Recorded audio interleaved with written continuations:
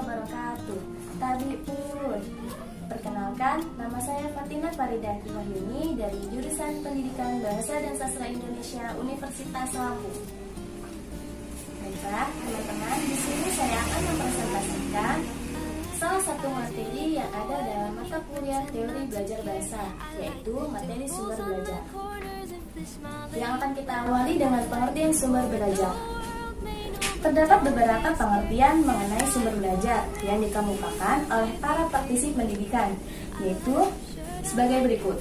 Menurut Percival dan Ellington, tahun 1988, sumber belajar adalah sekumpulan bahan atau situasi yang diciptakan dengan sengaja dan dibuat agar memungkinkan siswa belajar sendiri secara individual.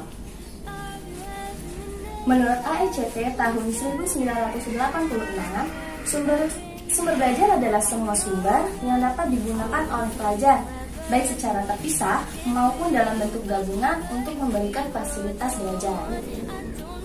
Menurut Sutikno, tahun 2013 pada halaman 37, sumber belajar adalah segala sesuatu yang dapat dipergunakan sebagai tempat materi pembelajaran terdapat.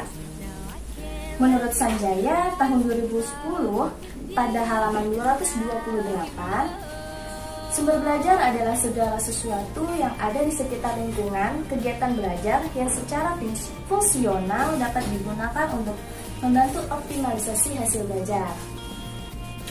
Dan menurut Hamruni tahun 2019 pada halaman 12, sumber belajar adalah segala sesuatu yang dapat dipergunakan sebagai tempat atau rujukan di mana bahan pembelajaran bisa diperoleh. Teman-teman dapat melihat dua pengertian yang ada di PPT yang kami tampilkan. Selanjutnya, menurut AECT, sumber belajar dapat dikelompokkan menjadi dua, yaitu sumber belajar yang direncanakan atau by design, yaitu semua sumber belajar yang secara khusus telah dikembangkan sebagai komponen sistem instruksional untuk memberikan fasilitas belajar yang terarah dan bersifat formal. Yang kedua, sumber belajar karena dimanfaatkan atau by utilization, yaitu sumber-sumber yang tidak secara khusus didesain untuk keperluan pembelajaran, namun dapat ditemukan, diaplikasikan, dan digunakan untuk keperluan belajar. Jadi, pengertian sumber belajar adalah seluruh atau bahan materi atau pembelajaran dengan tujuan untuk mempermudah dan membantu secara optimal pada peserta didik dalam rangka meningkatkan pemahaman dan hasil belajar peserta didik. Yang kedua yaitu ada macam-macam sumber belajar. Sumber belajar memiliki beberapa macam. Yang pertama yaitu ada pesan atau message. Pesan atau message adalah informasi yang akan disampaikan dalam bentuk ide, fakta, makna, dan data. Yang kedua manusia, yaitu orang-orang yang bertindak sebagai penyimpan, pengolah, dan penyalur pesan. Bahan media software atau materials, yaitu perangkat lunak yang biasanya berisi pesan. Peralatan hardware atau logis merupakan perangkat keras yang digunakan untuk menyampaikan pesan yang terdapat dalam bahan. Teknik, yaitu prosedur atau langkah-langkah tertentu dalam menggunakan bahan, peralatan, lingkungan, dan orang-orang untuk menyampaikan pesan. Latar atau setting, yaitu lingkungan di mana pesan itu diterima oleh si pembelajar.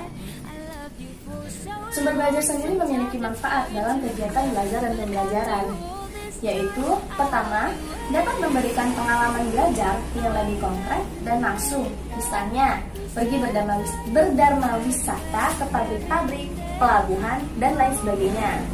Yang kedua, dapat menyajikan sesuatu yang tidak mungkin diadakan, dikunjung, atau dilihat secara langsung, misalnya model, denah, foto, film, dan lain-lain. Yang ketiga, dapat menambah dan memperluas cakrawala sains yang ada di dalam kelas, misalnya buku teks, foto, film, narasumber, dan lain-lain.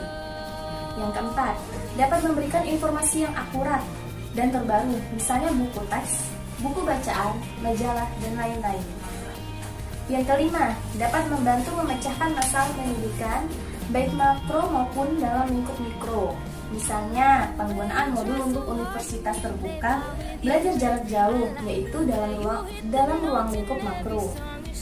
Pengaturan simulasi, pengaturan lingkungan yang menarik, penggunaan OHP, dan film, yaitu dalam ruang lingkup mikro. Yang keenam, dapat memberikan motivasi positif, lebih-lebih bila diatur dan dirancang secara cepat dan tepat. Terakhir, yaitu dapat merangsang untuk berpikir lebih kritis, merangsang bersikap lebih positif, dan merangsang untuk berkembang lebih jauh. Misalnya dalam membaca buku teks, buku bacaan, melihat film, dan lain sebagainya yang dapat merangsang pemakai untuk berpikir, menganalisa, dan berkembang lebih lanjut. Sedangkan menurut beberapa pakar menjelaskan bahwa sumber belajar dapat dimanfaatkan untuk kebutuhan pembelajaran sangat beraneka ragam jenis dan bentuknya.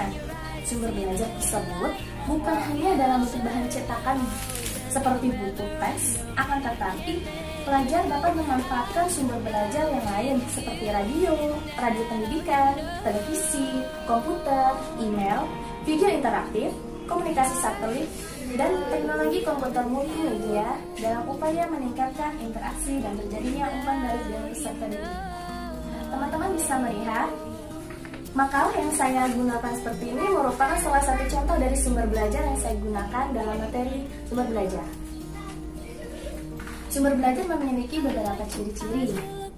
Ciri-cirinya yaitu pertama, mempunyai daya atau kekuatan yang dapat memberikan sesuatu yang kita perlukan dalam proses pengajaran.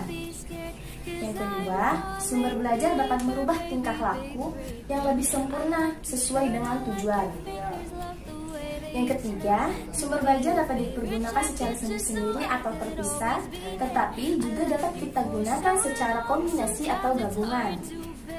Yang keempat, yaitu sumber belajar dibedakan menjadi dua, yaitu sumber belajar yang dirancang atau by design dan sumber belajar yang tinggal pakai atau by utilization seperti yang saya jelaskan di materi pertama. Selain memiliki ciri-ciri di atas, terdapat 4 faktor yang berpengaruh terhadap sumber belajar, yaitu adanya faktor perkembangan teknologi, faktor nilai budaya setempat, faktor ekonomi, dan faktor pemakai. Dengan demikian, hal-hal yang perlu diperhatikan pada saat memilih sumber belajar adalah sebagai berikut, yaitu yang pertama tujuan yang ingin dicapai, ekonomis, praktisi dan sederhana, mudah didapat, serta fleksibel atau luas.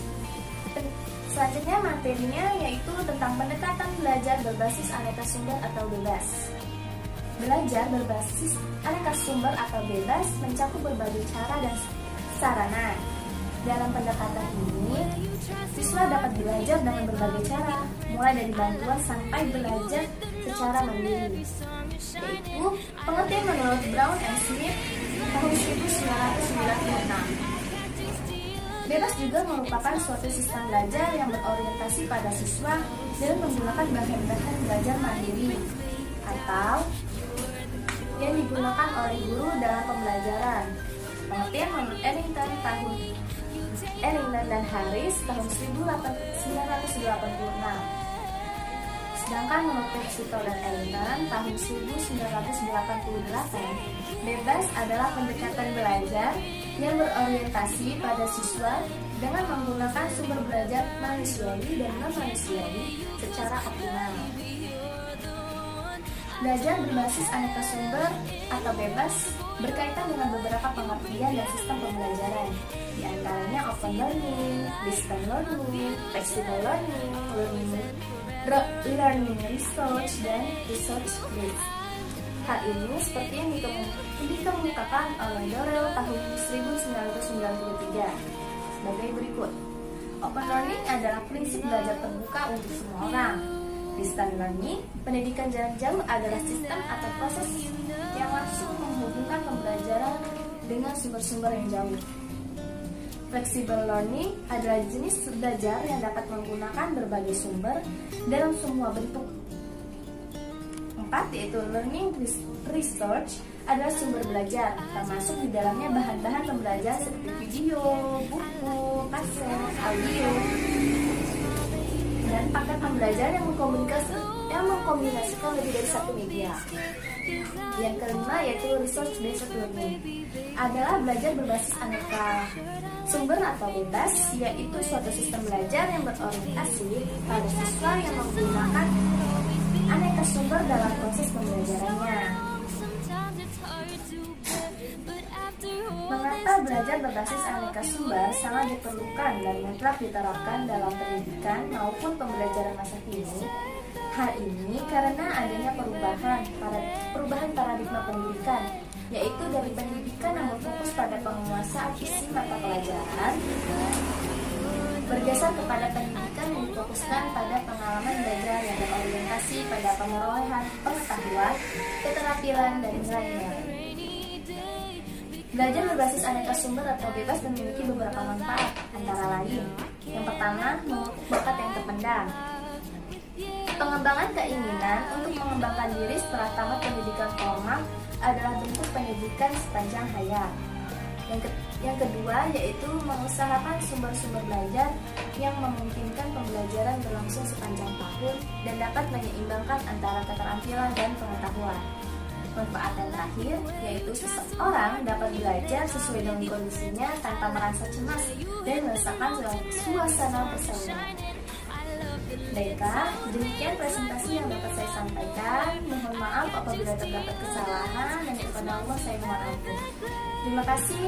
Wassalamualaikum warahmatullahi wabarakatuh.